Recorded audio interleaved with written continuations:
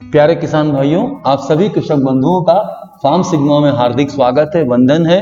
आप सभी कृषक बंधुओं को आज इस वीडियो के माध्यम से एक बहुत ही अच्छी व्यावसायिक फसल, दलहन फसल की एक व्यावसायिक फसल है, वो है राजमा, जिसकी उन्नत खेती के बारे में आपको निम्नलिखित बिंदुओं पर जानकारी दी जाएगी।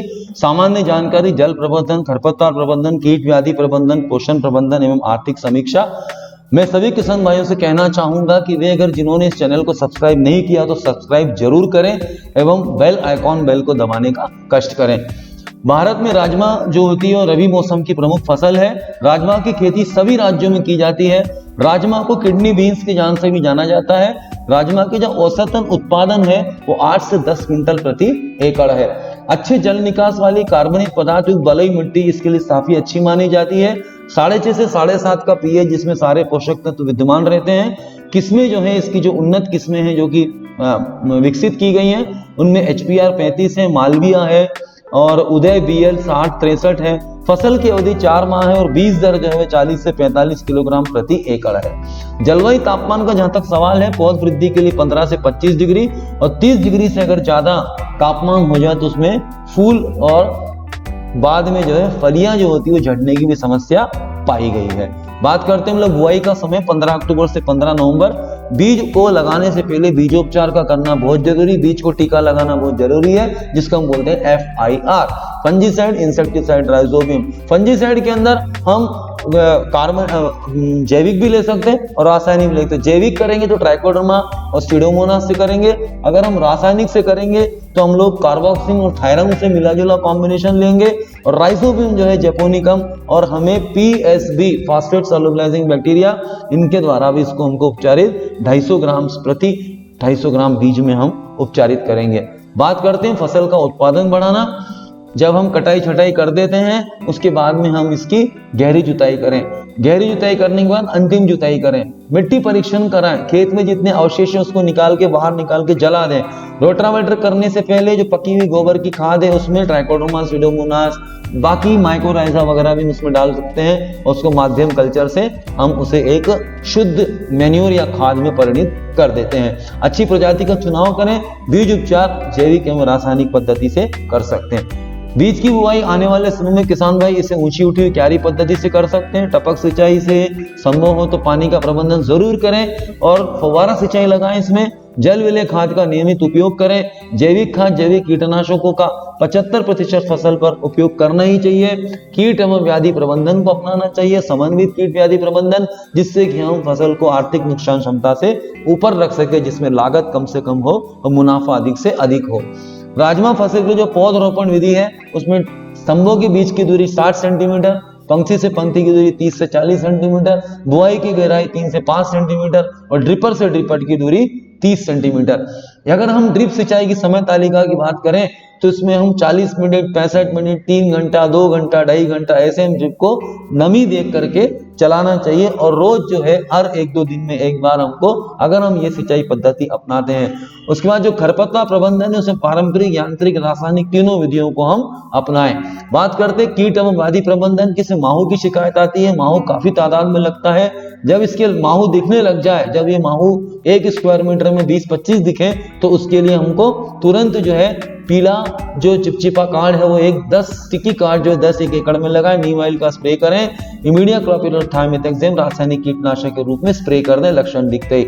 लीफ माइनर जो है इसमें नाग नागिन का जोड़ा, इसके लिए जो अबामेक्टिन, क्लोरेंट्रिप्रोल, बाया 303 का छिड़काव करें। लीफ रोलर में जो पत्ती मोड़क इल्ली जो आती है उसके लिए प्रोपेनोफास, अबामेक्टिन, बेंजोइक, क्लोरोपाइरिफास और फेरोमोन ट्रैप जो है वो 5 लगाएं जिससे मंडे को नष्ट कर सके। फली छेदक मतलब जो इसके फली के अंदर घुस जाता है इल्ली, उसके लिए सब हम लोग जो फेरोमोन ट्रैप लगाएं। NPV का छिड़काव करें। निम्बोली को सुखा करके उसकी भी हम घोल के स्प्रे कर सकते हैं। रासायनिक दवा में प्रोपेनोफास, एवामेक्टिन, क्लोरेंट्रिप्रोल का छिड़काव करें। लगने वाले जो रोग हैं वो पाउडरी मिल्ड्यू है, कॉपर ऑक्सीक्लोराइड, मैंकोजेब, मैक्लोबिटाइल, सल्फर का स्प्रे करें। जिसमें गेरुआ आता है उसके लिए प्रोपिकेनोजोल, कॉपर ऑक्सीक्लोराइड, डिफेकेनोजोल का हम लक्षण दिखते ही छिड़काव करना चाहिए। एंथ्रेक्नोज जो आता है वो दलहन कुल के इसमें आता है राजमा में, इसके लिए क्लोरोथाइनिल, डिफेकेनोजोल, मैंकोजेब का स्प्रे करें। पीला मोज़ेक जो वायरस आता है वो रस चूसक कीटों से आता है, इसलिए में सबसे पहले वेक्टर को कंट्रोल करना जरूरी है। जैसे सफेद मक्खी है, माहू, इनका नियंत्रण पहले करना है। पीला चिपचिपा कार्ड लगाना है। नीम ऑयल का स्प्रे करना है और फिर हम एसिटिमाइप्रिड का छिड़काव करें। बात आती है जड़ सड़न की, इसके लिए हमको जो है फॉस्फेटाइल, ट्राइकोडर्मा विरिडी इनकी ड्रेंचिंग भी कर सकते हैं क्योंकि पौधा छोटा रहता है। व्हाइट मोल्ड की जो शिकायत आती है, ये जो सफेद फफूंद होती है, इसमें थाइफिनेट मिथाइल कैप्टान, हेक्साकोनाजोल और कार्बनडाजिम जो है वो हम छिड़काव कर सकते हैं। बात आती है पोषण प्रबंधन की, इसमें जैविक खाद पहले ही डाल दें, पोटाश, सिंगल सुपर फास्फेट, पोषक तत्व, मैग्नीशियम सल्फेट, माइक्रोराइजा साथ में डालें।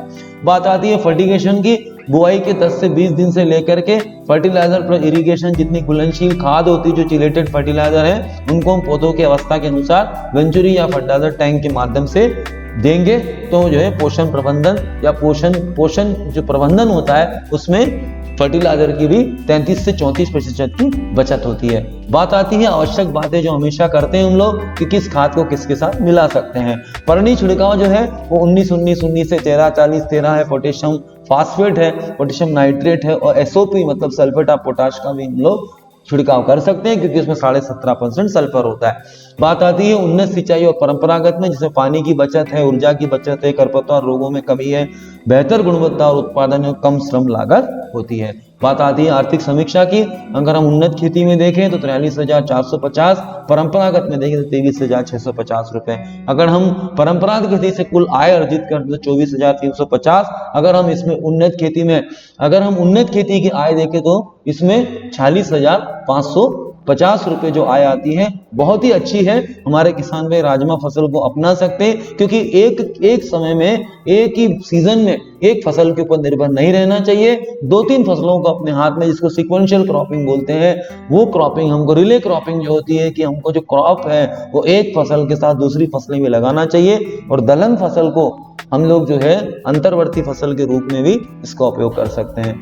दूसरी बात, हमारा जो फार्म सिग्मा मोबाइल एप्लीकेशन है, इसके द्वारा हमारा जो वेंडर है या हमारे जो किसान भाई अलग अलग वेंडरों से जुड़े हुए हैं, उनसे मेरा निवेदन है कि हमारे किसान भाइयों को इसे ज्यादा से ज्यादा डाउनलोड कराएं क्योंकि हमने आप लोगों को बार कोड दिया है, बार कोड से सीधे डाउनलोड कर सकते हैं। उसमें सारी जानकारी है, मंडी भाव है, पूर्वानुमान है, मिट्टी परीक्षण की जानकारी है, व्यक्तिगत सलाह है, ये सब हम जानकारी इसमें देते रहते हैं। मेरा किसान भाइयों से निवेदन है कि अच्छी आय अर्जित करें, राजमा का उत्पादन करें, जरूर करें, अच्छी उन्नत खेती करें, वैज्ञानिक खेती करें और कम से कम लागत में अधिक से अधिक मुनाफा कमाएं।